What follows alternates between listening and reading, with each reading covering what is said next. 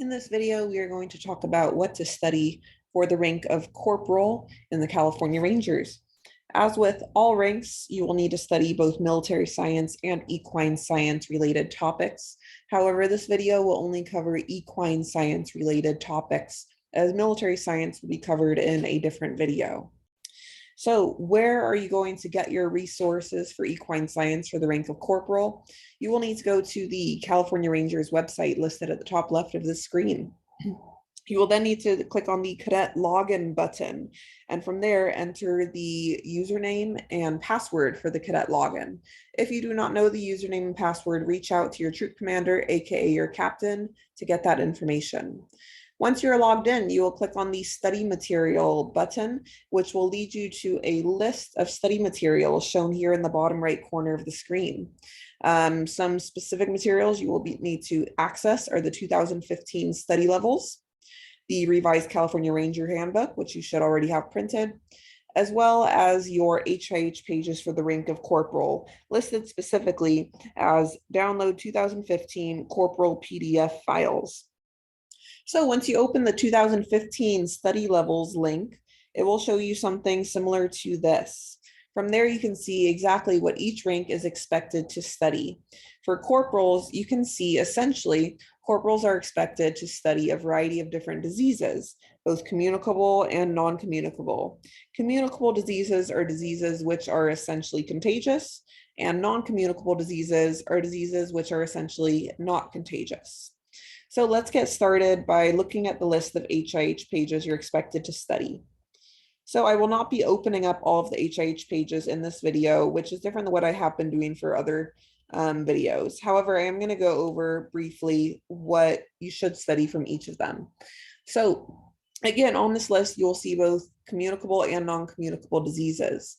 For all of them, I recommend being able to describe, one, what the disease is in a nutshell, two, what are some signs of the disease, three, what are some causes of the disease, four, what is the treatment for the disease, and five, what are ways to prevent the disease. There are some specific things for each of these that you will need to know as well.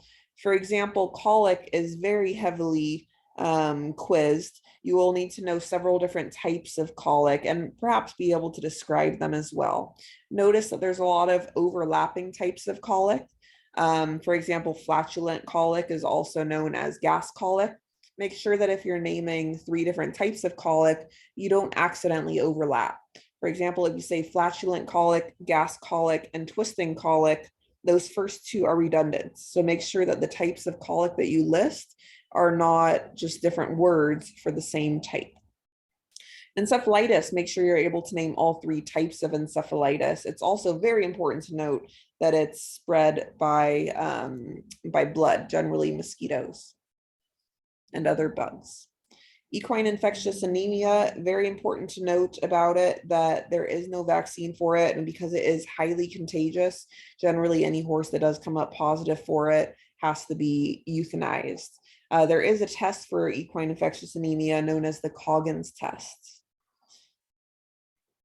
Equine rhinopneumonitis, it's very important to note why it is so, why it can be very bad for a pregnant mare. Founder, it's important to note that it is essentially what happens when laminitis goes untreated. Potomac horse fever, note where it got the name, Potomac horse fever. Strangles is interesting because it is a contagious disease, but it is bacterial. You'll note that a lot of these are these communicable diseases that are contagious are usually based on viruses, but strangles is based on a bacteria. Whenever you're describing what a communicable disease is in a nutshell, it's generally important to also include whether it's virus-based or bacteria-based. Tetanus. Tetanus is also popularly questioned on. As with all of these, you should be able to summarize it, list causes, preventative measures, treatments, etc. But with tetanus, it's also important to note the 2 different types of vaccines available and how they're different. And then West Nile, again, spread commonly by mosquitoes. So that summarizes, I suppose, in a nutshell, kind of all of the HIH pages that you're expected to study. I know that sounds simple by how quickly I went over it, but again, it can be very lengthy to be able to describe for each of these what it is, how it's caused, how it's treated, prevented, etc. It can definitely be a lot. It's also important to be able to name several of these diseases which can be vaccinated against and what essentially a vaccine is. Now, as with a lot of the study material, it is in the HIH, but there is also sections of it in the handbook. So moving over into the handbook, this is page 50 in your handbook. This starts listing out some non-communicable diseases in horses, and it also summarizes a lot of the stuff that you'll need to study, such as what it's like, causes, symptoms, etc.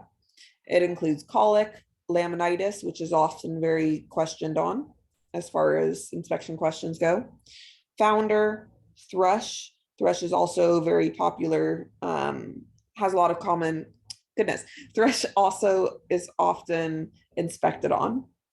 Heat exhaustion and heat stroke, as well as tetanus, abscesses, and naval ill.